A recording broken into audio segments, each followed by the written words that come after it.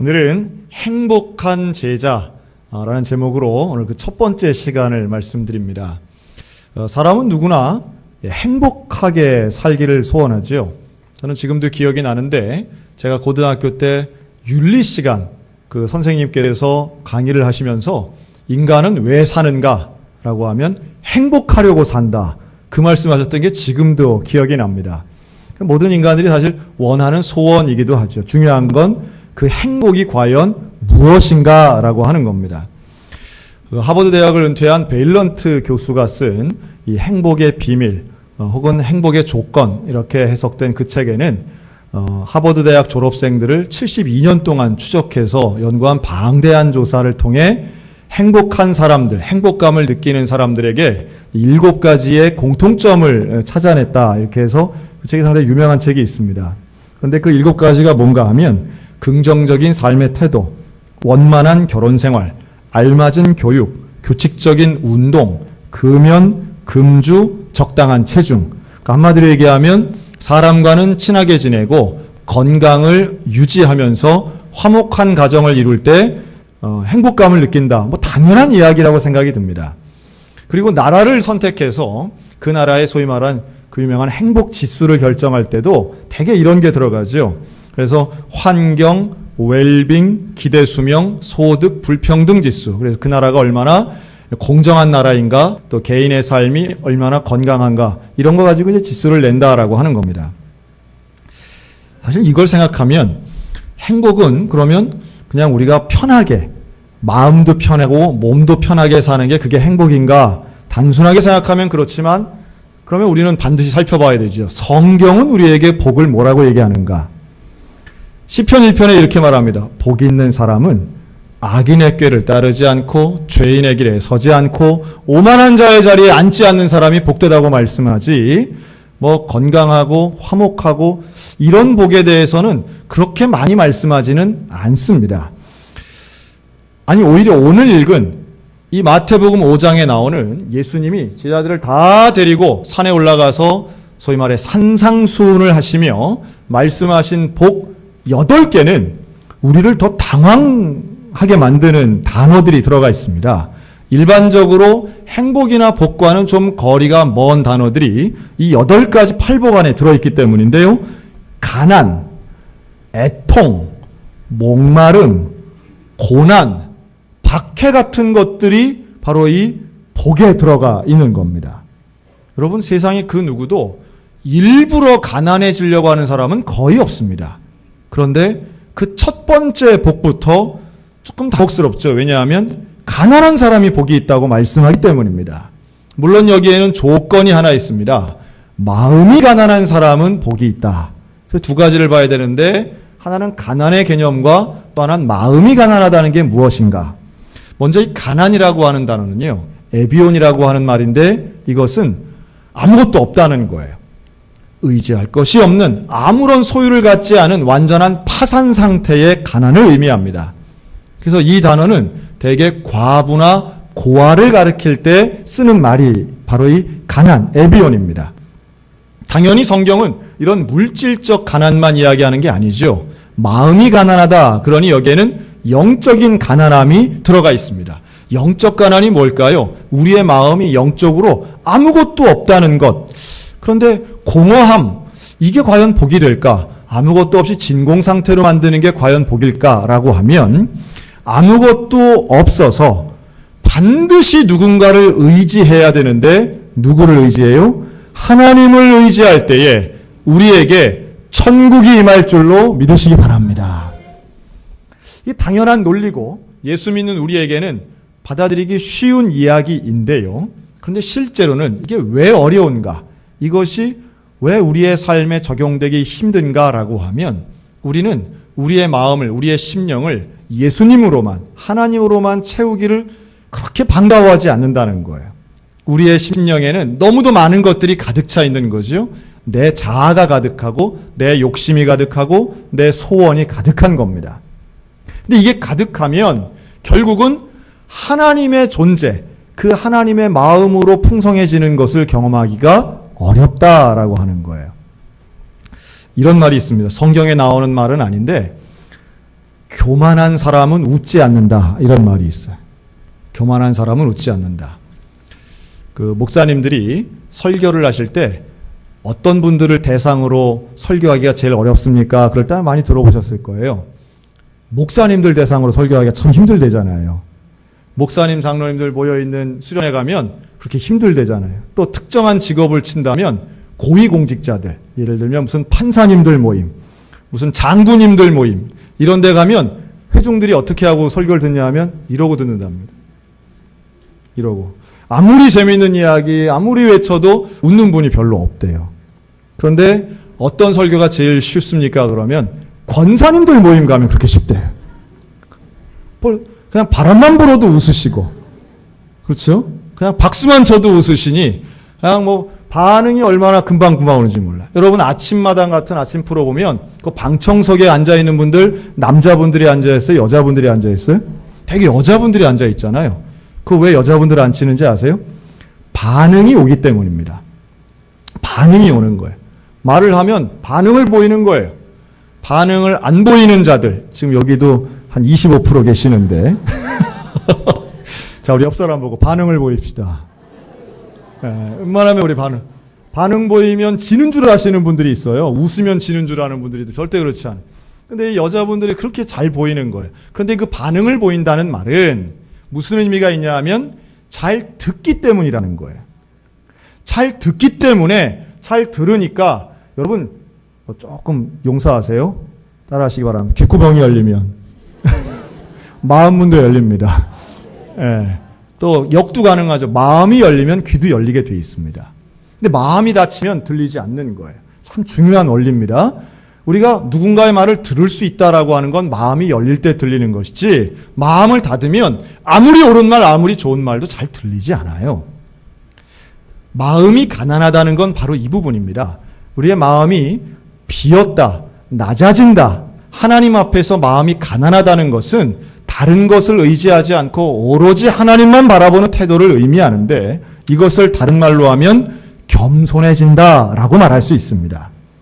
내 속에 내 욕심이 가득 차고 내 자아가 가득했던 사람이 그 마음을 비우고 하나님 앞에 겸손한 태도로 나아가면 귀가 열리고 마음이 열려서 하나님을 만나게 되고 하나님의 음성을 듣게 되고 그 순종과 겸손을 통해 하나님의 나라 천국을 경험할 수 있는 줄로 믿습니다. 그런데 이게 그냥 되지는 않아요. 쉽게 되지 않기 때문에 하나님은 복을 주시기 위해, 천국을 주시기 위해서 그 마음을 가난하게 만드는 경우들도 있습니다. 예를 들면 모세가 애굽 왕궁에서 40년 살았지만 광야에 가서 40년을 또 삽니다. 그 광야 40년 사는 동안 모세는 마음의 가난함을 경험하는 과정의 기간이다. 이렇게 볼 수 있습니다. 다윗 왕도 마찬가지입니다. 다윗도 젊은 나이에 영웅이 되어서 그가 왕이 될 만한 사람이었는데 하나님은 굳이 그를 광야로 보내시지요. 그리고 그 광야에 가서 가장 낮은 자리, 가장 낮은 마음이 되면서 진짜 위대한 왕이 될 준비, 하나님의 나라를 이끌어갈 준비를 하는 기간이 광야 생활이었다라고 볼 수 있습니다.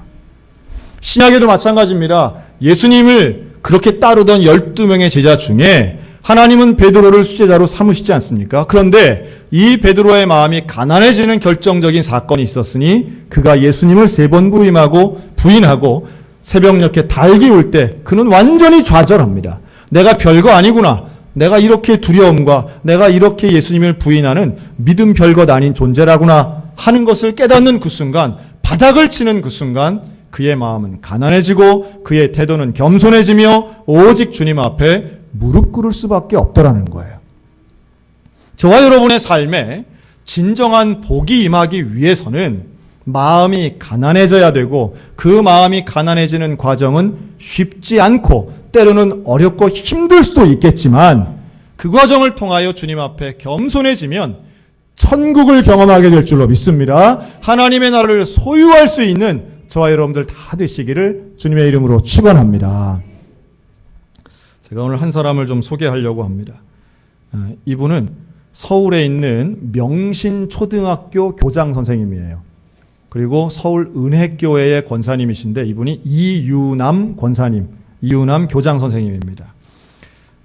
이분이 작년에 책을 한 권 내면서 더 많이 이제 주목받게 되셨는데요. 이분은 초등학교 이제 교장 선생님이니까 교대를 나오셨는데 이분의 갖고 있는 신조 중에 하나는 무엇이 되든지 최선을 다하고 어떤 일을 하든 무엇이 되든 1등 하는 게 이분의 기본 신조예요.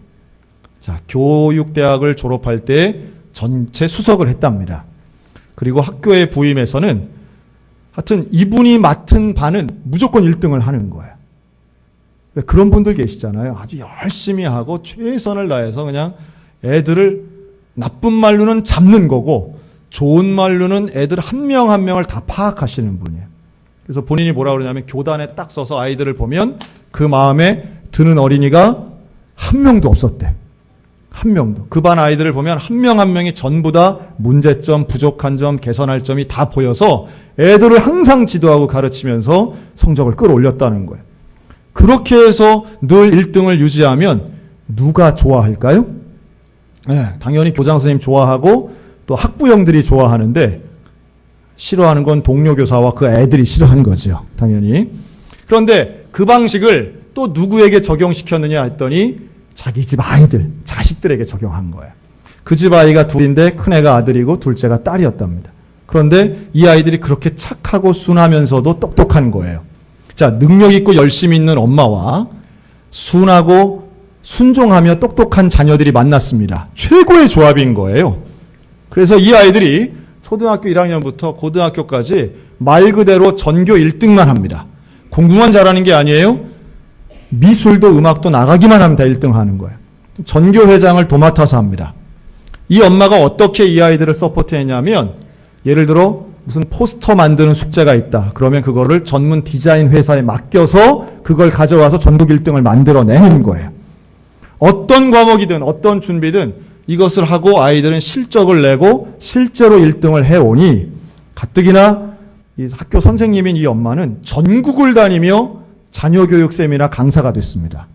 그때마다 했던 이야기, 유치원도 너무 늦다. 엄마들은 깨어나라. 애들을 잡아라. 준비해라. 뭐 이런 거예요. 하면 된다. 한 발 앞서라. 이런 걸 항상 한 거예요. 집에 오면, 퇴근을 해서 집에 오면 아이들에게 제일 먼저 하는 말은 알림장 가져와. 숙제했어? 연습했어? 했다고 얘기하면 또 그 다음 거, 학원 숙제는, 과제물은 하면서 끊임없이 쪼고 꼬투리를 잡아서 아이들을 항상 긴장시키는 엄마가 바로 이 이유남 권사님이었습니다. 그래서 이 집안에 가훈이 있는데 SK래요. 그게 뭐냐 하면 시키면 시키는 대로 한다. 이 아이들은 다 잘했습니다. 공부도 잘하고 뭐 예능까지 잘했으니 완벽한 아이들 같았지만 이 엄마는 항상 그 중에 가장 부족한 것만을 지적하고 이야기하면서 끊임없이 채찍질합니다. 꿈은 사치고 무조건 공부하고 성적이 최고다. 순둥이 아들 잘 따라왔는데 결정적인 그날이 오고 말았죠. 고등학교 3학년 큰아이가 역시 전국에서도 0.1% 안에 최고위급의 성적을 가지고 있던 이 큰아들이 퇴근한 엄마를 붙잡고 이렇게 말하더래요. 엄마, 할 말이 있어요. 이 엄마가 아들한테 제일 많이 했던 말이 이거랍니다. 얼른, 빨리, 바빠. 할 말? 뭔데? 빨리, 요점만 빨리 얘기해. 엄마 바빠. 하면 쳐다도 안 봤다는 거예요.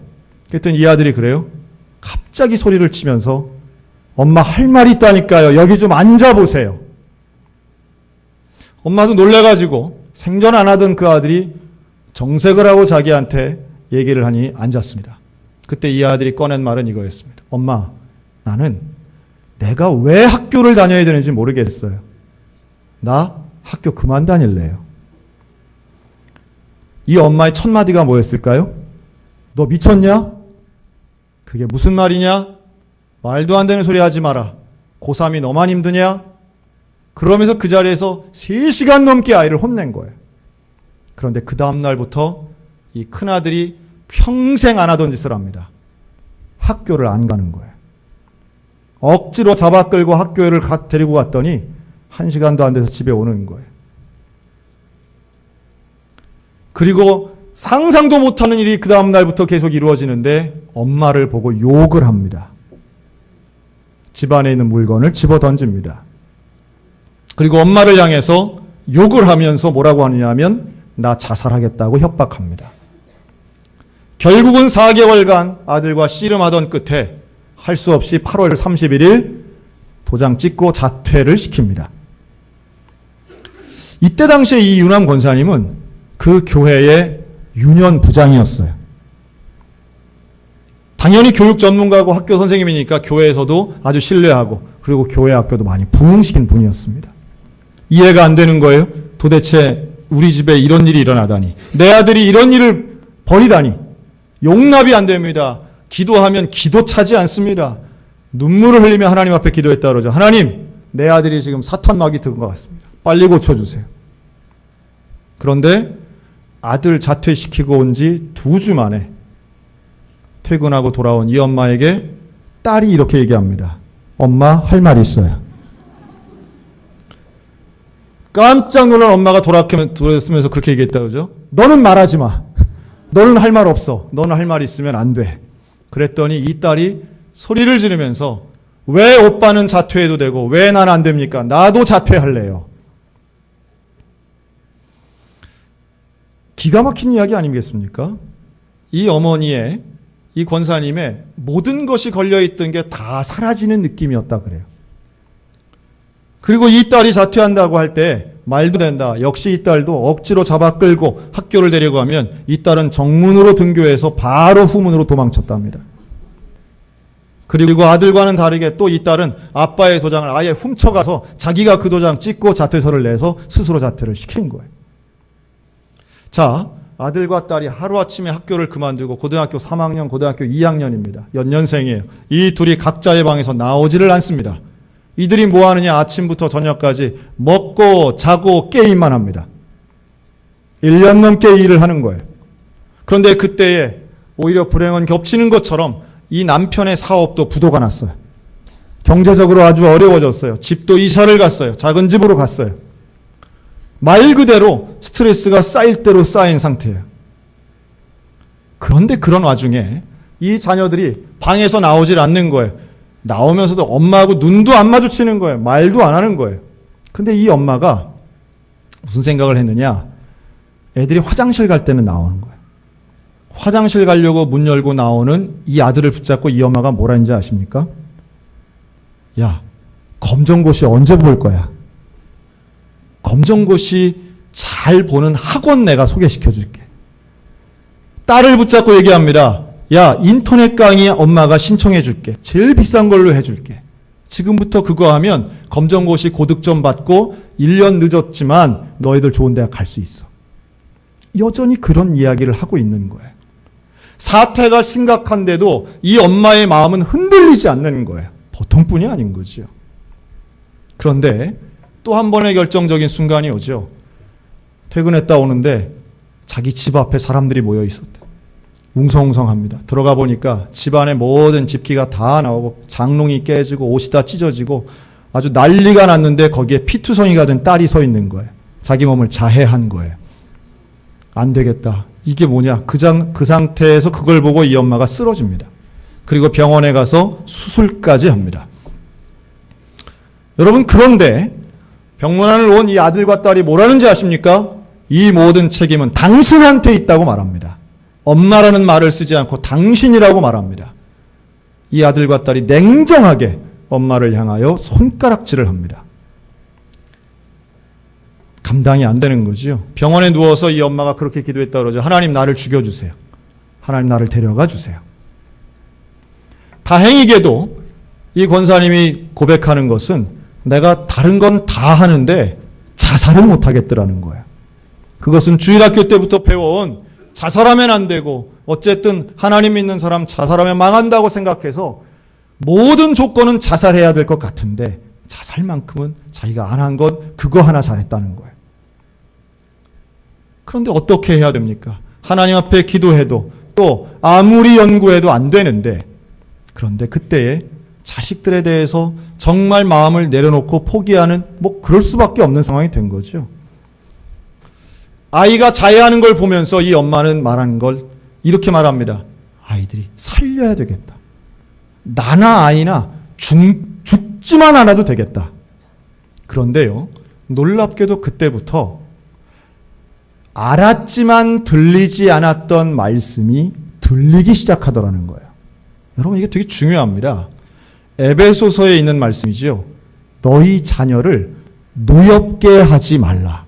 여러분, 이 말씀을 모르는 기독인 별로 없습니다. 그런데 그 전까지는 이 권사님은 자녀 교육에 대해서 내가 전문가라고 생각했던 거죠. 교회에서 어떤 말씀을 들어도 그 말씀이 와닿지는 않았어요. 알기는 알았지만 나는 예수 믿고 구원받는 것을 받아들이지 자녀 교육에 대한 원리를 성경적으로 받아들이진 않았다는 거죠. 그런데 그 말씀이 들리기 시작하더라는 거예요. 성경에 있는 자녀 교육의 원리가 들리기 시작하더라는 거예요. 여러분, 이게 왜 들립니까? 이게 어떻게 들립니까? 마음이 가난해질 때야 비로소 들리는 말씀이 있는 줄로 믿습니다. 마음이 가난한 사람에게 하나님의 나라가 임한다는 뜻은 그때야 비로소 수용한다는 의미이기도 해요. 마음이 교만하고 완악하면 진리도 들리지 않습니다. 그러나 마음이 가난해지면 내가 잘 알고 있는 이야기가 새롭게 들리는 거예요. 이 권사님이 기도하면서 침대 머리밭에서 눈물로 기도하는데 성령이 은혜를 주시는데 무슨 은혜를 주시는가 하면 마치 영화의 한 장면처럼 본인이 자기 자녀들에게 했던 행동과 말이 다 보이더래요. 다 드러나더래요. 그런데 그 보이는 장면 속에 자기가 자녀들에게 격려하거나 위로하거나 칭찬한 적이 없다는 걸 새롭게 깨달은 거예요. 항상 지적하고 항상 비난하고 항상 원망하고 너 그거밖에 안 되냐 하고 심한 말로 아이들을 몰아붙인 것. 또 생각난 게 하나 있었다 그러죠. 큰아들이 중학교 3학년 때 동아리를 들어가는데 힙합 동아리를 들어간 거예요. 힙합 동아리 들어갔다는 안날 바로 학교로 뛰어가서 걔를 빼서 논술 동아리로 집어넣었답니다. 그런 게 생각이 나는 거예요. 아이가 뭔가 하고 싶다고 신호를 보내면 그때마다 너는 안 돼. 그거 하면 안 돼. 네가 하고 싶은 거 하면 안 되는 거야. 엄마가 정해주는 거 하는 거야. 그것이 생각나더라는 거예요. 그래서 그 다음 날부터 화장실 가려고 나가는 아이들을 붙잡고 그렇게 얘기했답니다. 엄마가 미안했어. 엄마가 미안해. 엄마가 잘못했어. 엄마가 너희들에게서 10대의 시절을 빼앗은 거 미안해. 엄마가 너희들이 하고 싶은 거 방해해서 미안해. 너희들이 꿈꾸는 것 꿈꾸지 못하도록 한 거에서 미안해. 엄마가 잘못해서 사과하기 시작하는 거예요. 처음엔 쳐다도 보지 않아요, 아이들이. 한 번, 두 번 계속해서 반복해서 사과하고 또 사과하고 미안하다고 이야기할 때에 아이들이 돌아보고 같이 붙잡고 울고 대화하기 시작했다는 거예요. 함께 살 때에 지옥 같았던 그 집에 마음이 가난해지며 천국이 임한 줄로 믿으시기 바랍니다. 자, 이 이야기가 엄마 반성문이라는 책으로 작년 가을에 나왔습니다. 제가 그 책을 보면서요, 사실 좀 걱정이 되더라고요. 저는 그런 책을 읽으면, 그런 내용을 들으면 제가 지금까지 얘기한 내용이 한 5분의 4쯤 됐어요. 마지막 20%가 남아있는 거예요. 그럴 때 제 마음에는 어떤 걱정이 드느냐 하면, 이래서 그 아이들이 다시 공부를 열심히 해가지고 서울대학을 갔다 하는 내용이 있으면 어떡하지? 이런 생각이 드는 거예요. 왜냐하면 그런 류의 성공 이야기를 너무 많이 들었기 때문이에요. 뭔가 자녀 교육은 결국은 결론이 좋아야 되는데 그 결론이 좋다는 것은 꼭 원했던 것이 남들보다 한 발 더 높은 곳에 있어야만 되는 것으로 생각하는 분들이 많기 때문인데, 제가 지금 이 사례를 여러분께 소개하는 이유는 바로 그 이후의 이야기가 제 마음에 쏙 들었기 때문이에요. 그 아이들이 어떻게 됐을까요? 이제 지금은 30대가 된 이 두 자녀가, 큰 아들은 자기가 원하던 작가의 길을 가는데 그렇게 유명하지 않은 대학의 문예창작과를 졸업하고 현재 글 쓰는 연습을 하고 있답니다. 딸은 미국 유학을 잠깐 갔다 와서 지금은 청소년 상담의 일을 하고 있대요. 자, 그런데 이 권사님이 참 솔직하게 얘기하는 거예요. 뭐냐 하면, 작가의 길을 가는 문예창작을 공부한 이 아들에게 이 엄마는 지금도 밑에서부터 올라오는 말이 있답니다. 무슨 말이 있냐면, 아들아, 신춘문예 당선되는 학원을 소개해 줄게 라는 말이 지금도 올라온다는 거예요. 그러나 지금은 하지 않는다는 거예요. 지금은 하지 않는다는 거예요. 솔직히 그런 이야기를 합니다. 우리 아들이 그때의 페이스대로만 갔으면 지금 내 친구 아들들보다 훨씬 좋은 대학을 졸업했을 텐데라는 그런 마음도 사실 조금 있대요. 그러나 정말 중요한 건 내 자식은 내 것이 아니고 내 자녀가 진짜 행복한 것, 그것은 하나님께 있음을 깨달았다는 내용입니다. 저나 여러분이나 자녀를 키우는 부모님이라면 정말 공감하시는 부분들이 있을 겁니다. 자식이 내 마음대로 안 된다라고 하는 거죠. 다른 것도 많이 있습니다. 인생을 살다 보면 내 마음대로 안 되는 것이 훨씬 더 많습니다. 아니, 잘된 것 같은 그 집안도 뜯어보면 속사정은 다 힘들고 어려운 것들이 다 있어요. 다 있습니다. 안 그런 척 하는 것 뿐입니다. 정말로 행복하고 정말로 기쁘고 진짜 복은 오늘 주님이 약속하시는 거예요. 마음이 가난할 때에 천국이 소유될 줄로 믿으시기 바랍니다. 우리가 정말로 원하는 것은 남들 보기에 좋아 보이는 것이 아니라 하나님이 약속하신 그 복을 누리며 사는 삶이라고 하는 거예요. 진짜 복을 누려야 되지 않겠습니까? 진짜 복을 소유해야 되는데 오늘 말씀에 나오는 이 복을 사모하시기 바랍니다. 복은 멀리 있지 않습니다.